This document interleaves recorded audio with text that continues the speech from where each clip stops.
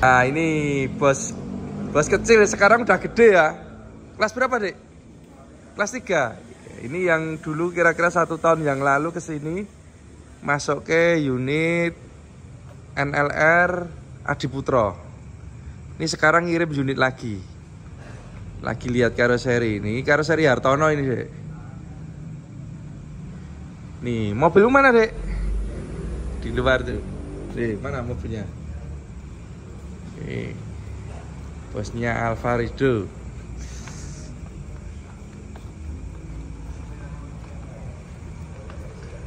Yo, itu. Ini unit kedua. DT 4000i lagi.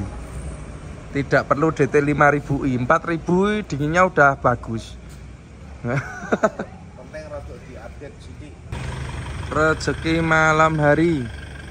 Ini unit kedua dari Alvarido. Dari Jepara ini. Nah, ini pasang unit lagi.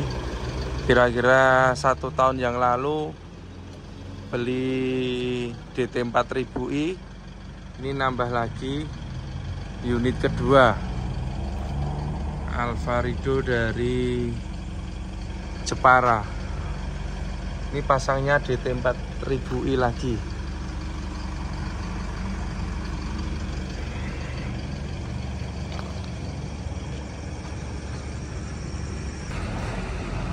Halo, selamat siang Sobat Deren Teknik AC. Kali ini kami ada beberapa unit pemasangan, kemudian ada juga upgrade AC. Nah, ini ada Canter Euro 4. Ini dari Semarang, upgrade AC. Jadi ini sudah ada AC-nya bawaan pakai M10 atau M10. Ini Euro 4. Cuma AC-nya kurang dingin. Sudah kami sarankan untuk dikembalikan, dan hasilnya masih tetap sama, kurang dingin. Akhirnya dibawa ke sini untuk dibuat super dingin. Jadi ini kita upgrade untuk AC-nya. Kemudian ini ada truk Canter ini dari Jogja. Ini pasang AC-nya Denso full spec. Ini dump truck ya, dump truck Canter Super HDX. Selanjutnya untuk yang di dalam ini ada beberapa unit servis. Ini ada Innova ini dari Sragen, servis besar, bongkar semua ini. Kemudian ini ada dari Sragen lagi, ada Jumbo, Jumbo NLR Euro 4 Adiputro. Ini pasang AC-nya DT 5000. Kemudian ini ada NLR Euro 4 juga. Ini dari Jepara. 2 unit ini dari Jepara. Pasangnya ini DT 4000i. Kemudian ini juga DT 4000i. Ini miliknya Alvarido. Alvarido ini pasang unit yang kedua. Jadi unit yang pertama kira-kira 1 tahun yang lalu pasang AC-nya DT 4000i. Setelah dicoba, dites, ini nambah lagi 1 unit dan AC-nya masih tetap minta pakai DT 4000i. Nah, jadi DT 4000i aja udah cukup untuk dinginnya. Ini yang dari Jepara, ini juga 4000i. Kemudian ini Sragen, ini 5000i. Selanjutnya kita akan mereview untuk pemasangan pada unit Alvarido ini ya, dengan AC DT 4000i. Ini untuk instalasi pada unit NLR Euro 4 dengan AC DT 4000. Nah, ini tipenya DT 4000i. Ini untuk pipa, ini standarnya pakai pipa aluminium. Jadi pemasangan mulai dari depan ini kita sudah pakai pipa, tidak pakai selang. Ini supaya lebih awet dan juga rapi ya pekerjaannya. Ini pakai pipa, kemudian ini kita tekuk, kita roll kabel-kabel. Ini kabel untuk AC, jadi kita pisah. Ini AC, ini untuk kabel mesin kita sendirikan. kita bungkus pakai selongsong. Ini tujuannya supaya aman, tidak terjadi gesekan atau konsleting. Kemudian untuk pipa juga kita bikin yang rapi, kita klem. Nah, ini kita bikinkan klem di sini untuk pipanya supaya tidak terjadi getaran, karena kalau pakai pipa jika terjadi getaran maka pipa ini bisa retak atau patah. Ini untuk di bagian depan. Kemudian untuk di bagian ruang mesin atau engine, ini NLR Euro 4 untuk letaknya masih sama. Jadi kompresor di sebelah kanan di bawah jok driver kita pakai orisinilnya Denso S20 Jepang untuk kompresornya. Sudah terbukti cukup kuat, cukup dingin jika dipasang di unit NLR ataupun jumbo ya. Kemudian valve ini kita pakai valve kuningan. Ini juga sangat kuat, orisinil Denso ini Jepang ini untuk valve-nya. Magnet clutch juga pakai orisinil Denso Jepang untuk magnet clutch-nya. Kemudian untuk fan bell, kalau kita lihat ini kita pakai fan bell yang tipe gigi. Untuk kompresor ini Euro 4 ini tipenya fan bell B ya, B gigi. Kemudian untuk alternatornya ini pakai yang A. Untuk kelistrikan kalau kita lihat, nah ini pemasangan kita bikin serapi mungkin. Ini kabel AC-nya, ini kabel mesin atau engine. Untuk sambungan kita juga pakai soket, tidak dibundel. Kita pakai soket supaya aman. Nah, ini kabel juga kita bikin serapi mungkin, ini kabel-kabelnya.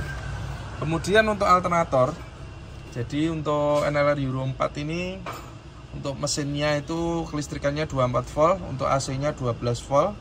Maka di sini kita pasangkan alternator orisinilnya Mitsubishi 120 ampere 12 volt. Ini udah cukup untuk AC DT 4000i. Untuk instalasi di sini kita lihat kerapian memang kita utamakan. Jadi ini pakai pipa, jalurnya dari tengah.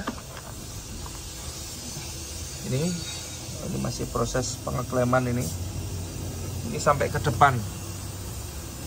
Untuk evap depan kita pakai orisinilnya Denso, orisinil berikut ekspansinya.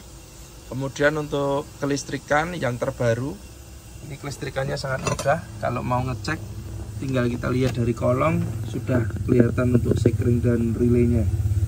Dan sudah kita kasih petunjuk untuk masing-masing fungsinya ya. Ini untuk kelistrikannya. Kemudian untuk evap belakang, nah ini evap belakangnya ini pakai DT 4000, ini berbahan aluminium. Dan konstruksi ini konstruksi yang terbaru, AC yang mudah dalam perawatan. Jadi kalau mau nyuci ya tinggal buka dum langsung dicuci, tidak perlu nurun ke evap, tidak perlu buang freon. Jadi lebih ekonomis, bisa dikerjakan sendiri, tidak usah ke bengkel AC. Kalau hanya untuk perawatan mencuci AC aja bisa dikerjakan sendiri. Nanti kita akan praktekkan untuk cara pencuciannya. Nah, ini AC yang sangat sederhana, simple, mudah perawatan, tetapi dinginnya luar biasa. Terbukti ini Alvarido untuk unit yang kedua tetap memakai DT 4000i.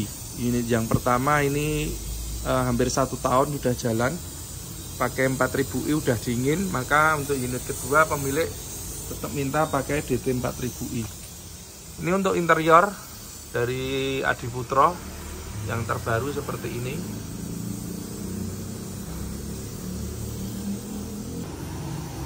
Kemudian untuk di bagian kondensor, jadi karoseri Adiputro sudah menyiapkan tempat untuk kondensor. Itu di samping kiri bawah antara pintu tengah sama belakang. Ini ada tempat untuk kondensor. Sudah cukup ruangannya cukup untuk memasang kondensor DT 4000i ini. Kondensor ini pakai kondensor tipe multiflow yang cukup besar. Kemudian bracket juga kita bikin yang kuat ya, karena mobil ini dipakai untuk jalan terus, untuk wisata. Jadi kalau bracketnya nggak kuat bisa patah nanti bracketnya.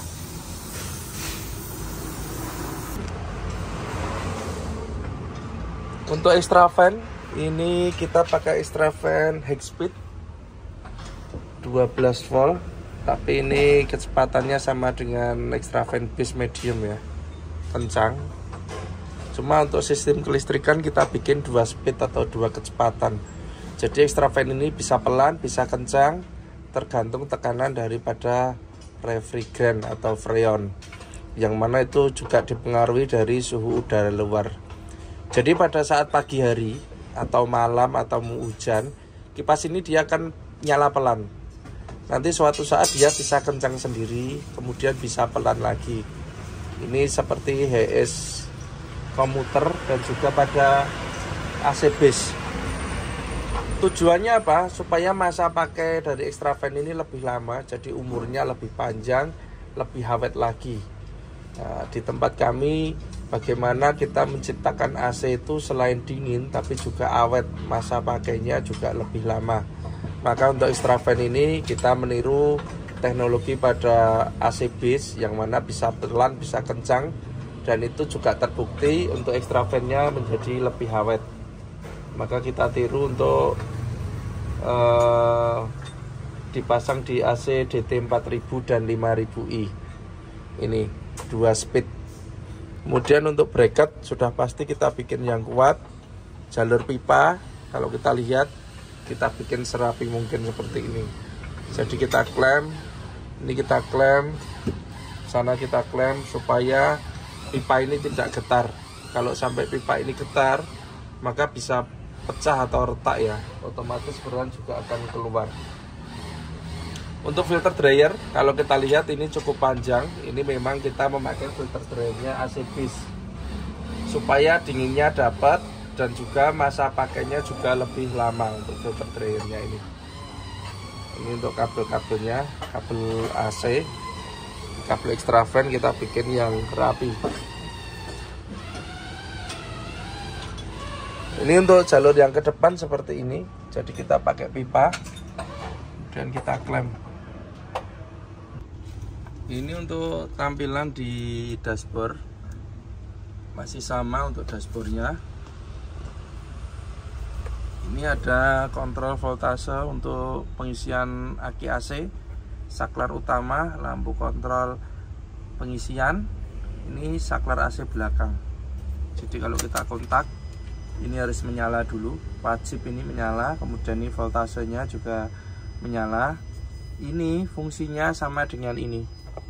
Kalau ini kontrol untuk alternator mesin atau dinamo ampere mesin. Kalau ini untuk alternator AC atau dinamo ampere AC, ini harus menyala. Kemudian pada saat kita nyalakan, ini harus mati seperti ini. Ini juga mati. Ini fungsinya sama.